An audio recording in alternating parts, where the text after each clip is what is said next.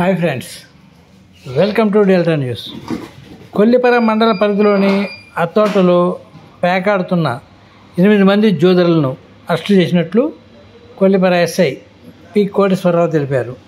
వారి వద్ద నుండి 8,200 రూపాయల నగదును సీజ్ చేసినట్లు ఎస్ఐ చెప్పారు.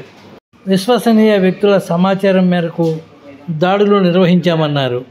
కోడి పందాలు, జోదం వంటి అసాంఘిక కార్యక్రమాలకు పాల్పడే వారిపై కఠిన చర్యలు తీసుకుంటామని ఎస్ఐ కోటేశ్వరరావు హెచ్చరించారు.